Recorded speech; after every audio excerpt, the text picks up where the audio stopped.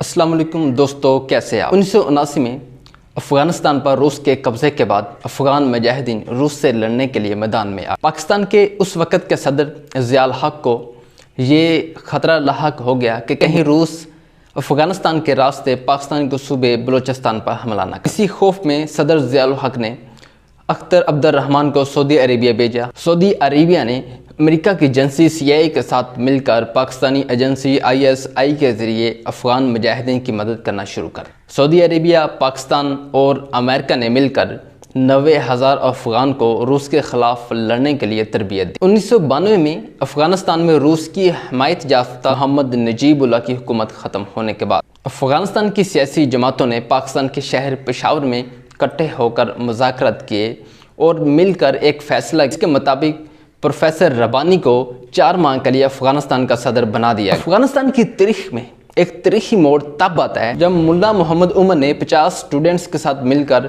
तालिबान का एक ग्रुप बनाया। मुल्ला उमर कंदहार के एक मदरसे संगे हिसार में पढ़ता था। मुल्ला उमर इस बात में नाखुश था कि अफ़गानिस्तान से रूस का कब्ज़ा ख़त्म होने के बाद भी अफ़गानिस्तान में इस्लामी क़वानीन नाफज नहीं किए जा सके। मुल्ला उमर ने अपने ग्रुप के साथ मिलकर ये अहद किया कि वो लोग अफ़गानिस्तान को ऐसे हुक्मरानों से निजात दिलाएंगे जो अफ़गानिस्तान में अभी तक इस्लामी क़वानीन का नफाज नहीं करवा सके। कुछ ही महीनों में मुख्तलिफ मदरसों में पढ़ने वाले 15,000 बच्चे तालिबान के ग्रुप में शामिल हो जाते हैं और मुल्ला मोहम्मद उमर अफ़गानिस्तान की हुकूमत के ख़िलाफ़ जहाद का ऐलान कर देते हैं। रूस और अफ़गान मुजाहिदीन की जंग के दौरान अमेरिका ने लाखों डॉलर लगाकर ऐसी किताबें छपवाई थीं जिनमें जंगी तरीक़ों का जिक्र था और मुख्तलिफ हथियारों को इस्तेमाल करने के तरीके बताए गए थे। इन किताबों को पूरे अफ़गानिस्तान में फैला दिया गया था कि लोग इन किताबों से जंगी तरीक़ों को पढ़कर सीख कर इन्हीं तरीक़ों को रूस के ख़िलाफ़ इस्तेमाल करके रूस को शिकस्त दे सकें। तालिबान ने अमेरिका की इन्हीं किताबों को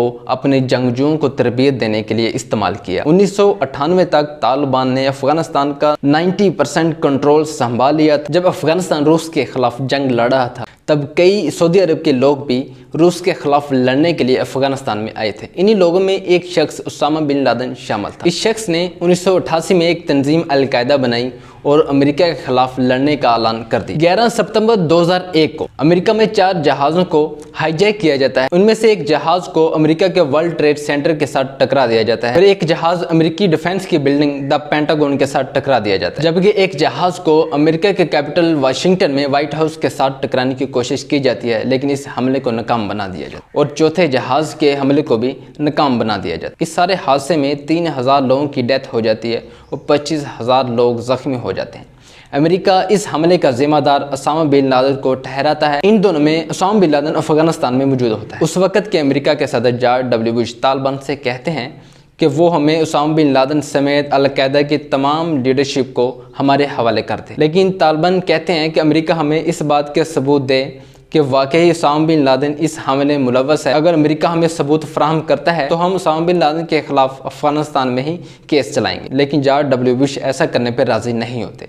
7 अक्टूबर 2001 को अमेरिका ने अफ़गानिस्तान में मौजूद तालिबान के मुखालफिन के साथ मिलकर अफ़गानिस्तान पर हमला कर दिया और तालिबान की हुकूमत को ख़त्म कर दिया। मई 2003 में तालिबान के रहनुमा ने फैसला किया कि अमेरिका को अफ़गानिस्तान से निकालने के लिए वो गुरिल्ला वार शुरू करेगा। गुरिल्ला वार का मतलब यह है जब 2 ग्रुपों के दरमियान जंग हो रही हो तो जो कमज़ोर ग्रुप होता है वो अपने आप को छोटे छोटे हिस्सों में तकसीम कर लेता है, फिर ये छोटे छोटे हिस्से अलग-अलग एक बड़े ग्रुप के ख़िलाफ़ जंग लड़ते हैं। 29 फरवरी 2020 को अमेरिका का तालिबान के साथ अफ़गानिस्तान को छोड़ने का मादा तय पा गया। अमेरिका की तालिबान के ख़िलाफ़ 20 साल जंग में अमेरिका ने 83 अरब डॉलर लगाकर तालिबान के ख़िलाफ़ लड़ने के लिए अफ़गानियों की एक फ़ौज तैयार की ताकि वो तालिबान के ख़िलाफ़ लड़ सकें और उन्हें हुकूमत में आने से रोक सकें। अमेरिका ने तालिबान के ख़िलाफ़ जो फ़ौज तैयार की थी उसकी तादाद 3 लाख के करीब थी। अमेरिका ने इस फ़ौज को जंगी जहाज़, हेलीकॉप्टर, जदीद असला, हालांकि रात को देखने वाले आलात सब कुछ फराहम किया। तकरीबन 1 महीना पहले